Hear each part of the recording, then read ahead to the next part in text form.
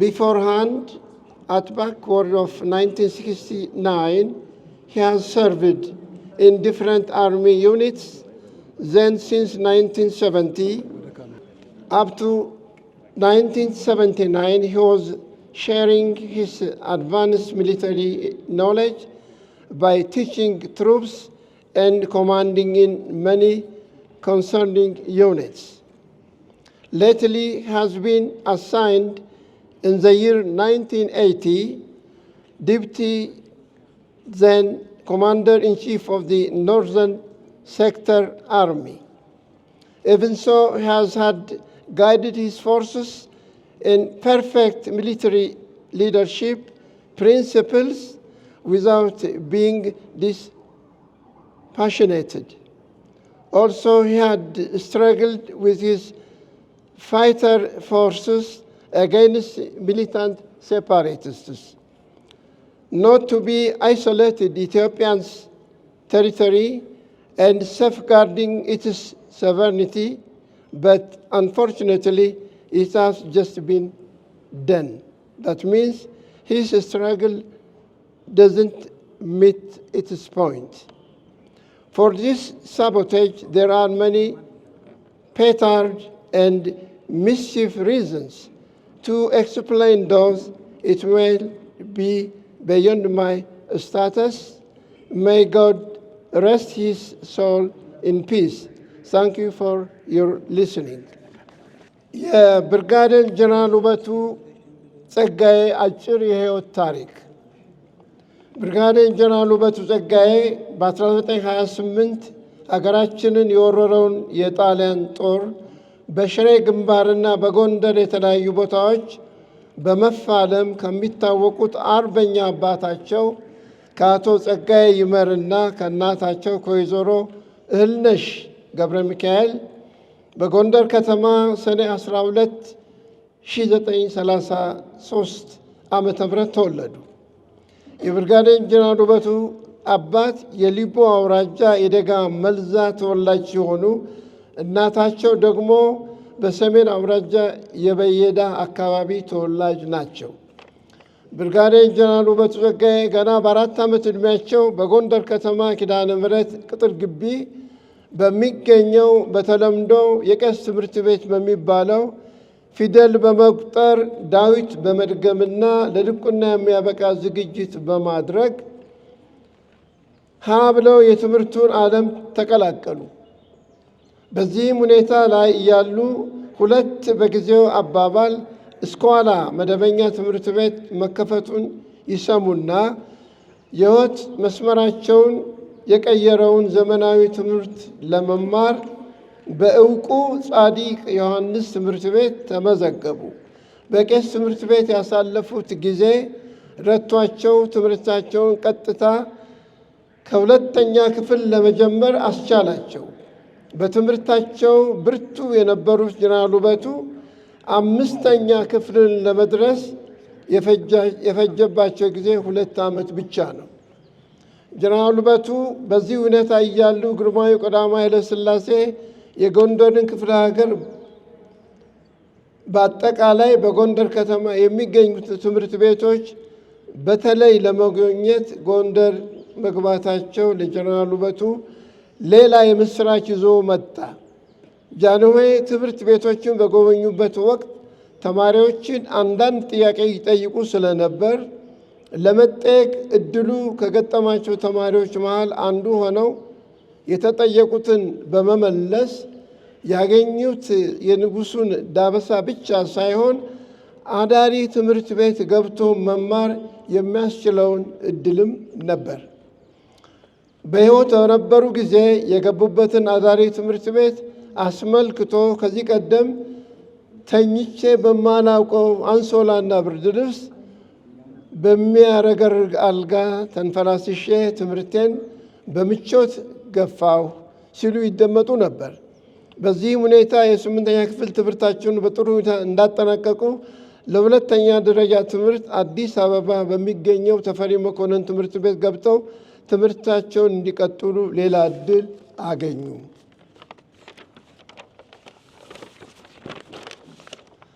ጀነራል ውበቱ እናታቸው በጠና ታመው በትውልድ ሀገራቸው በየዳ በጸበል እየተረዱ የተወሰነ ጊዜ ቢቆዩም ከሞት ማምለጥ አልቻሉም። ስለዚህ ብላቴናው ውበቱ ገና 9 ዓመት ዕድሜያቸው እናታቸውን ቢያጡም ከእናታቸው ሞት በኋላ ብዙም አልተመቻቸውም። አባታቸውም ይህንን ዓለም ንቀው ወደ ምንኩስና ቢገቡባቸው ሁሉንም ፈተና ተቋቁመው ትምህርታቸው ላይ በማተኮር የልጅነት ጊዜያቸውን ለቁም ነገር አውለዋል።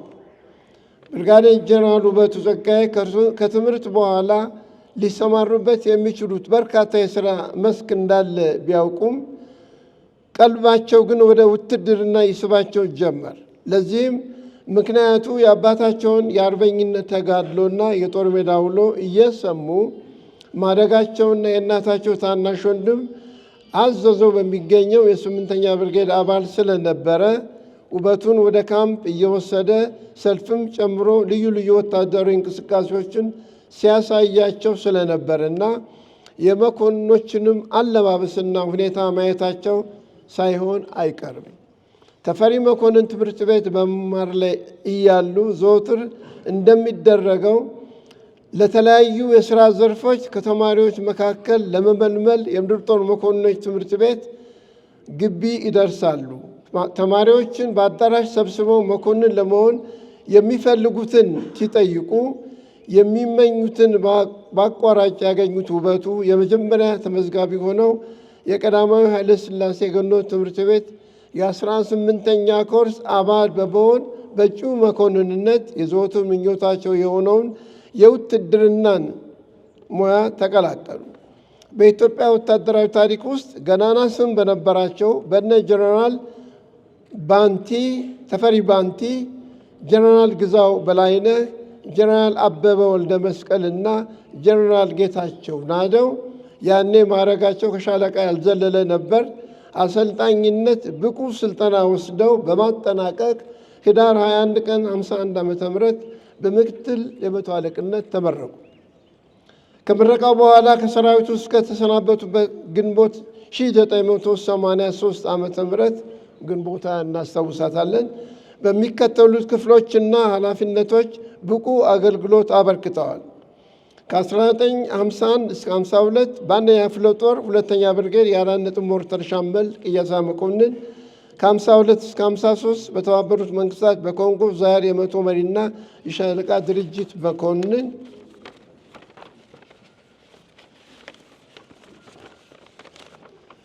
በወታደራዊ አገልግሎት ዘመናቸው በልዩ ልዩ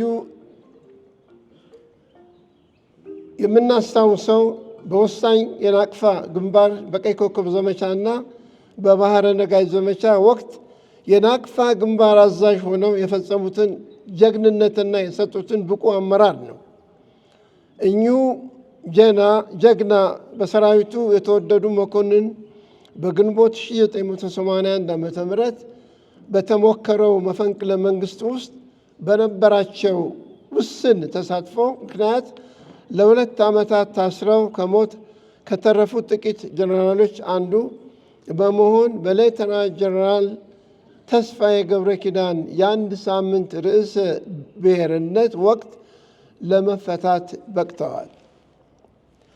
ብርጋዴር ጀነራል ውበቱ ጸጋዬ በ32 ዓመታት አገልግሎታቸው ዘመን ወቅት የበርካታ ሜዳሊያዎች ተሸላሚም ነበሩ። እነዚህም የኢትዮጵያ የክብር ኮከብ የፈረሰኛ ደረጃ፣ የኢትዮጵያ የክብር ኮከብ የመኮንን ደረጃ፣ የዳግማዊ ምኒልክ የአገልግሎት ሜዳይ፣ የተባበሩት መንግስታት ሜዳይ በኮንጎ ዛይር ሪፐብሊክ፣ የካቲት 66 ሜዳይ አንደኛ ደረጃ፣ የቀዳማዊ ኃይለ ሥላሴ የጦር ሜዳ ባለ ዘንባባ ከፍተኛ የአመራር ሊደርሺፕ ሜዳይ፣ የየመን ዲሞክራቲክ መንግስት የመታሰቢያ ሜዳይ፣ የኮንጎ ዛይር መታሰቢያ በኢትዮጵያ መንግስት የተሰጠ የተዋጊ ምልክቶች ናቸው። ብርጋዴር ጀነራል ውበቱ ከላይ የተገለጹ ኃላፊነቶች በብቃት እንዲወጡና የብዙ ሜዳይ ተሸላሚ እንዲሆኑ ያስቻላቸው ወታደር ለመሆን ከነበራቸው የልጅነት ፍላጎት በተጨማሪም በየጊዜው የወሰዷቸው ወታደራዊ ትምህርቶች በመታገዝ ነው። ከመደበኛ የመኮንንነት ስልጠና በተጨማሪ የመድፈኝነት ትምህርት በምድር ጦር፣ ከፍተኛ የእግረኛ ትምህርት በአሜሪካ፣ በእስራኤል አሰልጣኞች የአየር ወለድና የኮማንዶ ትምህርት በደብረ ዘይት የአስተዳደር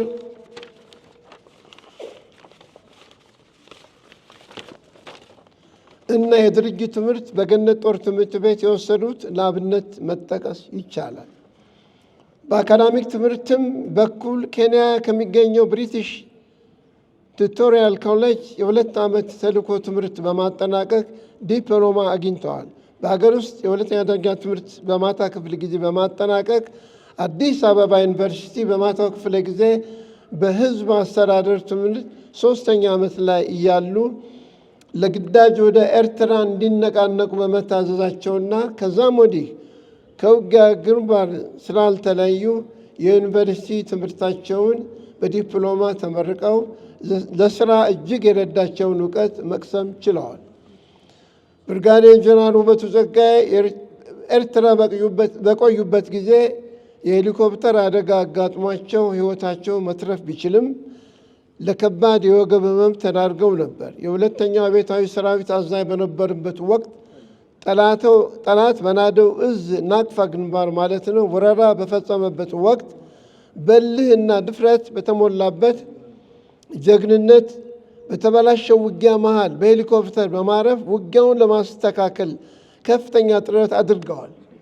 ጠላት ከሄሊኮፕተር የወረዱት እሳቸው መሆኑን በመጠርጠር ከበባ ቢፈጽምባቸውም ከበባውን በመስበርና ከጥቂት ወታደሮች ጋር እየተዋጉ ረጅም ርቀት 3 ቀን በመጓዝ ከረን ከሚገኘው ጦር ጋር መቀላቀል የቻሉ ጀግና መሪ ነበሩ። በወቅቱም የሻዕቢያን ጦር በግንባር ይመራ የነበረውና በኋላም የኤርትራ መከላከያ ሚኒስቴር የሆነው ጀነራል መስፍን ሀጎስ የጀነራል ውበቱ ድፍረትና ጀግንነት የታከለበት እርምጃ በጻፈው መጽሐፍ ላይ አድናቆትን ገልጿል። ብርጋዴር ጀነራል ውበቱ መልክና ውበትን ከሸጋ ጠባይ ጋር አጣጥማ የፈጠራት ሴት ነች ብለው በመጽሐፋቸው ከጠቀሷቸው ከወይዘሮ ምንትዋብ ሰይፉ ጋር ነሐሴ 29 ቀን 64 ዓመተ ምህረት ተጋብተው 2 ሴት ልጆችና 1 ወንድ ልጅ አፍርተዋል። በ5 የልጅ ልጆችም ተባርከዋል። ብርጋዴር ጀነራል ውበቱ የልጆችና የልጅ ልጆች ሀብታም ቢሆኑም ልጆቻቸውን እንደ አባት ተንከባክቦ ለማሳደግ የሚሰጣቸውን የቤት ሥራ ለመፈተሽና ለመርዳት ትምህርት ቤት ለማድረስና ለመመለስ በአጠቃላይ አባታዊ ፍቅር እየሰጡ ለማሳደግ የታደሉ አልነበሩም። ሕይወታቸው በጦር ሜዳና ስራቸውም ጦር በመምራት የታጠረ ነበር። ለውትድርና ግዳጃቸው የሚሰጡት ትኩረት ወሰን ያልነበረው ዘወትር ስጉና ጥንቁቅ የመሯቸውን በአምሳላቸው የቀረጹ ምርጥ አዛዥ ነበሩ።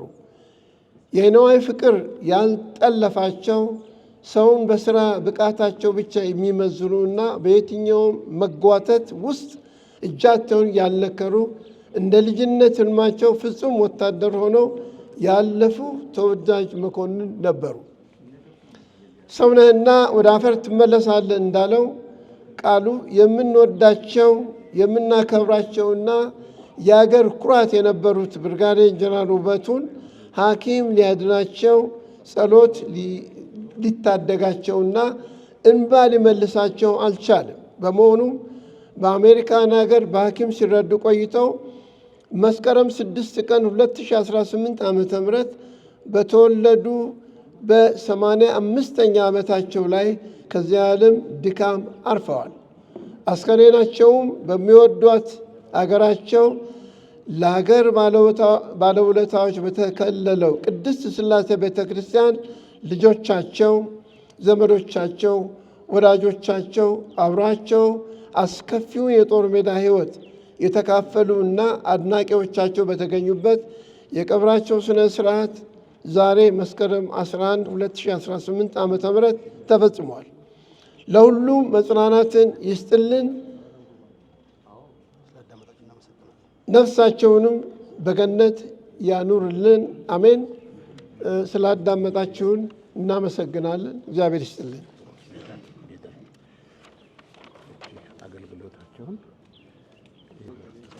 እሺ፣ ይቅርታ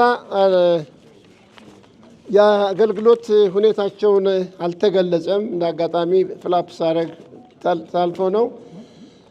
ከ53 እስከ 58 4ኛ ክፍለ ጦር አዛዥ ልዩ ረዳት፣ ከ58-59 በአሜሪካን አትላንታ ሀገር ፎርት ቤኒንግ ከፍተኛ እግረኛ ትምህርት፣ ከ59 እስከ 61 የ7ኛ እግረኛ ብርጌድ የ4.2 ሞርተር ሻምበል ባትሪ አዛዥ፣ ከ61-62 በጅማ የ4ኛ ክፍለ ጦር ማሰልጠኛ ትምህርት ቤት አዛዥ፣ ከ62 እስከ 68 በቀዳማዊ ኃይለ ሥላሴ ገነት ትምህርት ቤት በአስተማሪነት በትምህርት መኮንንነትና በእግረኛ ትምህርት ቤት አዛዥነት፣ ከ68-69 በጎንደር ክፍለ ሀገር የራዛ ዘመቻ የዘመቻና የትምህርት መኮንን፣ ከ69 እስከ 70 የምድር ጦር ዘመቻና ትምህርት ምክትል መምሪያ መኮንን፣ በ1970 የ6ኛ ነበልባል ክፍለ ጦር ዘመቻና ትምህርት መኮንን በወሎና በትግራይ፣ ከ70 እስከ 71 የ28ኛ ሜካናይዝድ ብርጌድ አዛዥ በኤርትራ፣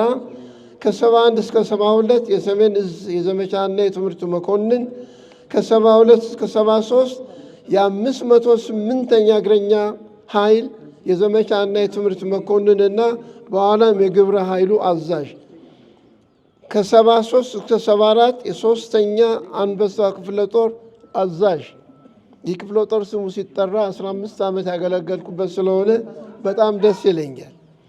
ከ74 እስከ 79 በናቅፋ ግንባር የናደው እዝ አዛዥ፣ ከ79 እስከ 80 የሁለተኛ አብዮታዊ ሰራዊት ምክትል አዛዥና ከመጋቢት እስከ ግንቦት 1980 የሁለተኛው አብዮታዊ ሰራዊት ዋና አዛዥ። በ1980 መጨረሻ በፕሬዝዳንት ቢሮ የወታደራዊ ካውንስል አማካሪ፣ በ1981 የብሔራዊ ውትድርና እና የሲቪል መከላከያ መምሪያ ኃላፊ በመሆን በቅንነት በታማኝነትና በብቃት የሚወዷት ሀገራቸውን አገልግለዋል።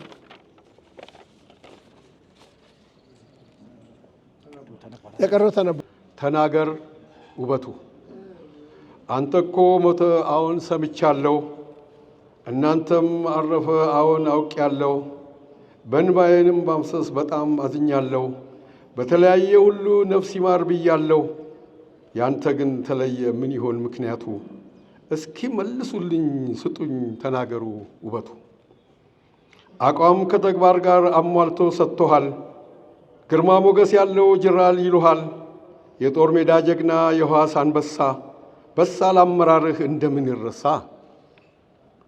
ናደውና አልፋቤት ውቃውና አልጌና የዘመቻው ጳጳስ የቀይ ኮከብ ጀግና አረፈ እኮ ሲሉኝ ማመን አቅቶኛል። ውበቱ አላለፈም ውሸት ነው ይሉኛል። አትወጣም ተራራ አታቋርጥ ሜዳ፣ ለጆሮ ሰቅጣጩ ፈንጂም አይፈንዳ። የመድፍ ድምፅ የለም የቢኤም ጩኸቱ፣ አንተም ከዚያ የለ ተናገር ውበቱ። የውጊያ ትእዛዝም መስጠት አቁመሃል፣ እስኪ ተንፈስ ልረፍ ደክሞኛል ብለሃል። አንዳንዴም የእናትህ ፍቅር ሚዛን ደፍቶ ወጣች ነኝ ትል ነበር ርቱ አንደበትህ በኩራት ተሞልቶ። ሀገር ለመታደግ ዕድሜ ሳይገድብህ በሆነ ገጠመኝ ሁሌም መድረክ ይዘህ መሮጥ እንኳን ባትችል እንቢ ቢለኝ እግሬ በሐሳብ ክፋት ነኝ ብጠራኝ አገሬ። አሁን ሁሉም ያውቃል ቃል እንደምታከብር በእናትህ በኢትዮጵያ አታውቅም ድርድር። ጥያቄ መልስ የለው ለሰሚህ ግራ፣ ቤተሰብን ትቶ መኖር ካንተ ጋራ። አገርክን በውስጥ ሁሌ እንዳደረካት ከአፈሯ በመግባት በታቀፊኝ አልካት። በሉ ተቃቀፉ እናትና ልጅ፣ የፍቅር መለኪያው ይህ ነው ለወዳጅ። እኔ ባልሰማህም ዘላለም ቃልህ ይኸው ነው እውነቱ። ለእኛ ባይሰማም ተናገር ውበቱ። የመጨረሻ ቃል ማለት የምትችለው ሀገሬ አደራ የሚል ቃል ብቻ ነው። ሀገሬን አደራ የሚል ቃል ብቻ ነው። ሀገሬን አደራ የሚል ቃል ብቻ ነው። በሉ ተቃቀፉ እናትና ልጅ፣ የፍቅር መለኪያው ይህ ነው ለወዳጅ። አጭር ምስጋና ለማቅረብ ነው። የአባቴን ታሪክ የጦር ሜዳ ውሎ ከግንባር የሚመጡ መኮንኖች ከሚነግሩኝ እንዲሁም አንድ ሁለት ጊዜ ሕዋሳ አስመራ ቃኞ ቤዝ በሄድኩበት ጊዜ በልጅነቴ የሰማሁት እሱን በስራው ላይ አስመራና አዲስ አበባ ያየሁትን እኔን ከልጅነት እስካሁን እየቀረጸ እዚያ አድርሶኛል። ከእሱ የተማርኩት ለሀገር የሚከፈል ዋጋ ምን ማለት እንደሆነ የሀገር ፍቅርን እና ኢትዮጵያዊነትን ነው። የእኛ ቤተሰብ በጦር ሰራዊቱ ውስጥ ከጥቂቶች እድለኞች ነን ማለት ይቻላል። የእኔ ክፍል ጓደኞች፣ የሰፈር ጓደኞች አባታቸው በሰሜን በረሃና በባህር ጠረፍ ወድቀዋል። ለኢትዮጵያ አንድነት ሲሉ ተሰውተዋል። አባታችንን ከአንዴም 3 ጊዜ ከከባድ ሁኔታዎች አውጥቶ እግዚአብሔር ለእኛ ስለመለሰልን የተመሰገነ ይሁን። አባቴ ለጥቂት ጊዜያቶች በ3 ቀን ፍቃድ አዲስ አበባ ሲመጣና አረፍ ሲል በራስጌው የተቀመጡ የደረት ኪስ የጦር ሜዳ ማስታወሻዎች አገላብጫቸዋለሁ። የጦር ሜዳ የቀን ውጊያ ውሎች ሰፍረውባቸዋል። እነኚህን ከባድ ዘመቻዎች የሚመራ አዛዥ ቤት ገብቶ ሲጫወት ፍጹም ትሁት፣ ተጫዋች፣ ደግ አባት ነበር። ከዚህ በኋላ ከአባቴ ጋር የተጫወትናቸው የጦሩ ትዝታዎችና የተውልኝ ማስታወሻዎች ብዙ ናቸው። እዚህ ያላችሁ ጎልማሶች እና ወጣቶች የምነግረው አባታችሁ በሕይወት እያሉ አውሯቸው፣ አነጋግሯቸው። ይሄ ትውልድ የወላጆቹን ዋጋ እንዳይረሳ። የዚህ የቀድሞ ሰራዊት ታሪክ ብዙዎቻችን ዘንድ ገና አልታወቀም፣ መብቱም አልተከበረም። መብቱ የሚከበርበት ጊዜ ይመጣል።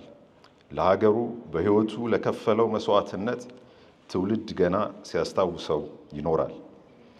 ሁላችሁም ዘመድ፣ የአባቴ ወዳጆች፣ ጓደኞች፣ የቀድሞ ጦር ሰራዊት እዚህ ተገኝታችሁ አባታችንን በክብር ስለሸኛችሁ ከልብ እናመሰግናለን።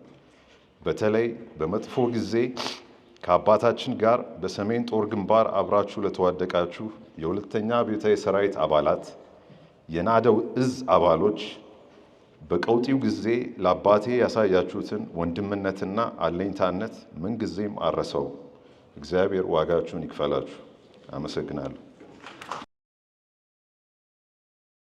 ብርጋዴር ጀነራል ተስፋዬ ሀብተማርያምና ቤተሰባቸው፣ ብርጋዴር ጀነራል ዋሲሁን ንጋቱና ቤተሰባቸው፣ ካፕቴን መርሻ ግርማና ቤተሰባቸው፣ ብርጋዴር ጀነራል አየሉን ገብረስላሴና ቤተሰባቸው፣ አቶ ጋሻው ደበበ እና ቤተሰባቸው፣ አቶ ደስታው ብርቄና ቤተሰባቸው፣ መቶ አለቃ አያሌው መንገሻና ቤተሰባቸው፣ አቶ ዮርዳኖስ ገብረ መስቀልና ቤተሰባቸው፣ ብርጋዴር ጀነራል ካሳ ወልደሰማትና ቤተሰባቸው፣ ሻለቃ ከተማ ማሞና ቤተሰባቸው፣ መቶ አለቃ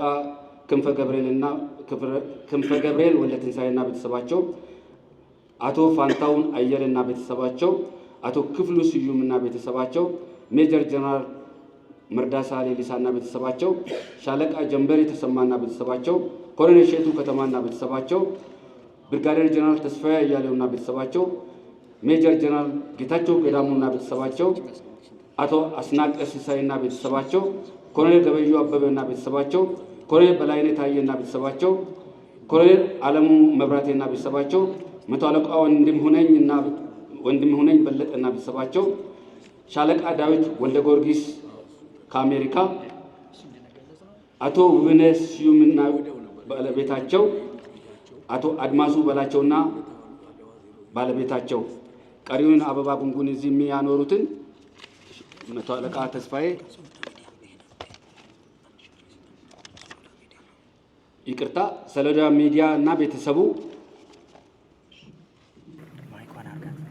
እሺ፣ እናመሰግናለን። ከዚህ ቀጥሎ የአበባ ጉንጉን ስነስርዓት የሚከናወን ይሆናል። ፕሮቶኮሎች አበባውን ለሚያኖሩ ሰዎች አበባውን እያነሱ ይሰጣሉ። ሜጀር ጀነራል ጌታቸው ገዳሙ የኢፌዴሪ ፕሬዝዳንት ታዬ አጽቀሥላሴ ያቀረቡትን አበባ በክብር ያስቀምጡልናል።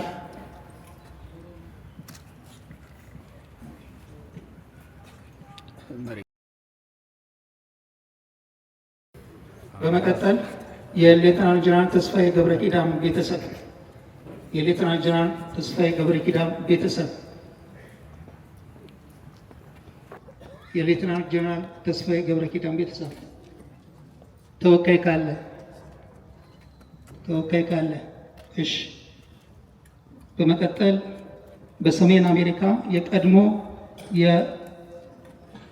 የመከላከያና ፖሊስ ሰራዊት ማህበር ተወካይ ሰሜን አሜሪካ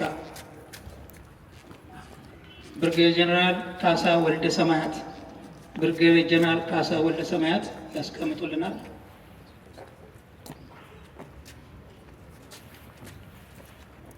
በመቀጠል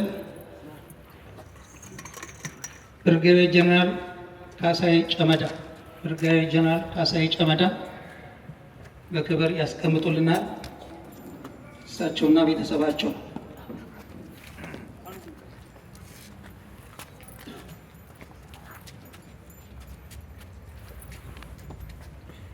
ከዛ በመቀጠል የ33ኛ መኮንኖች ኮርስ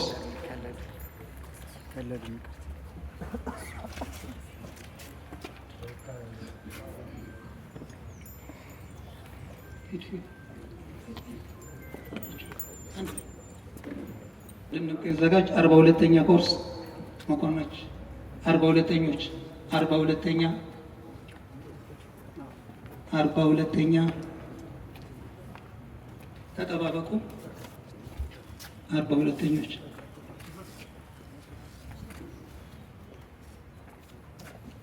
በመቀጠል ከሻለቃ ስለሺ ዘውገ ሻለቃ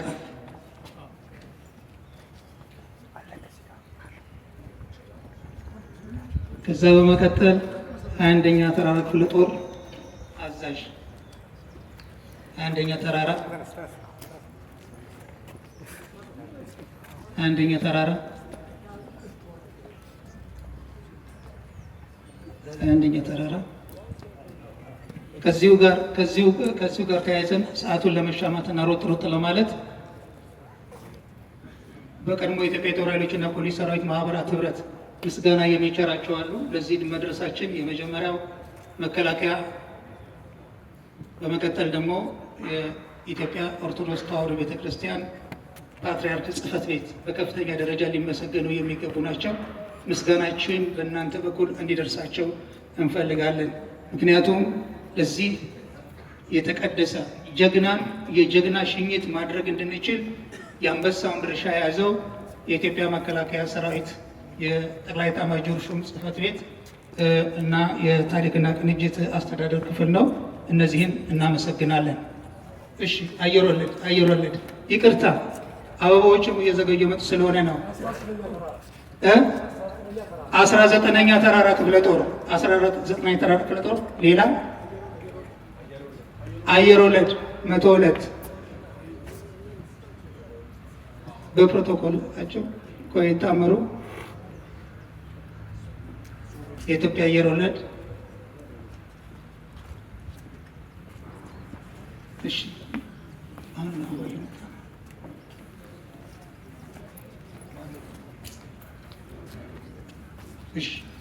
እሺ ማን ነው?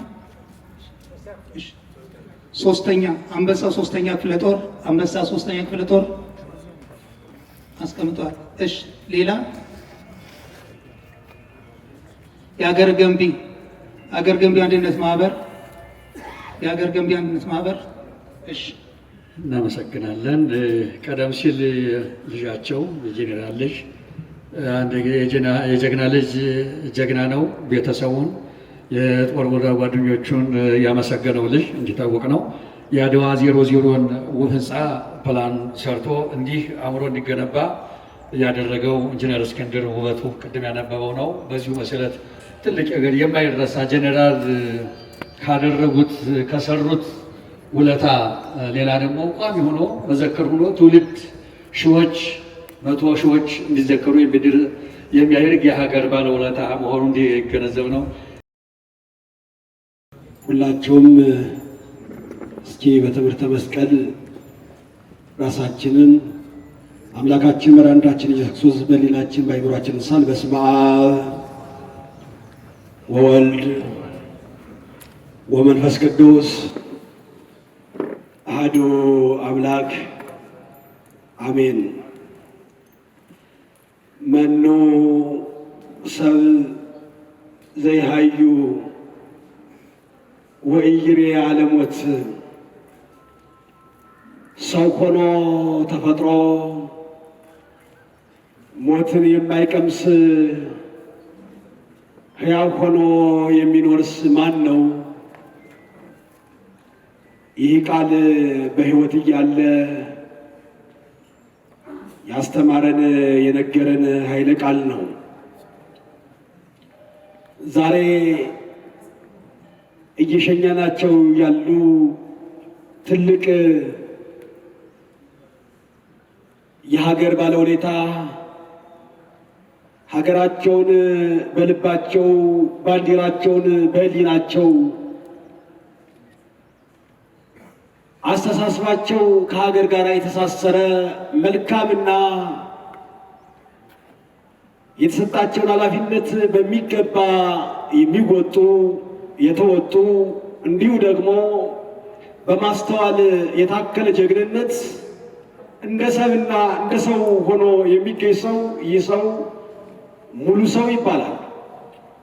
እንዲሁ የሕይወት ታሪካቸው ለእኛ ለዚህ ለቆምነው በተለይ ደግሞ በዚህ ሰዓት ላይ ለወጣቱ ትውልድ ምን መምሰል እንዳለበትና ምን ማስተማር እንዳለበት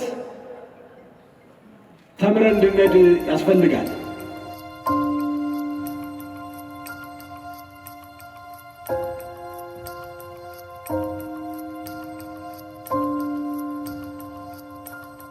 በቀኝ ዙር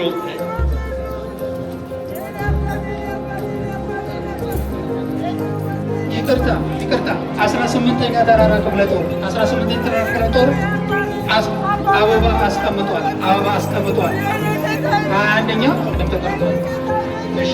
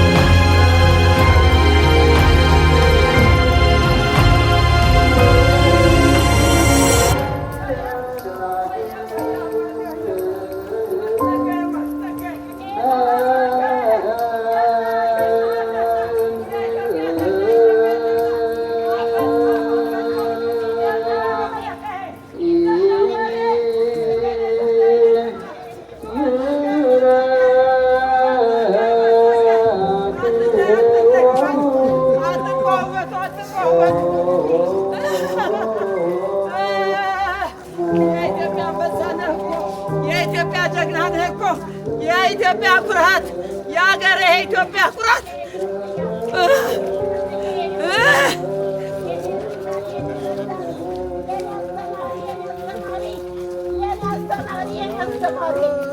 ዋለባሉ መጣ እንኳን አደረሰህ አባቢ እንኳን አደረሰህ ደውልልኝ እንኳን አደረሰህ ደውልልኝ እንኳን አደረሰህ አንተ ኢትዮጵያ ጀግና ነህ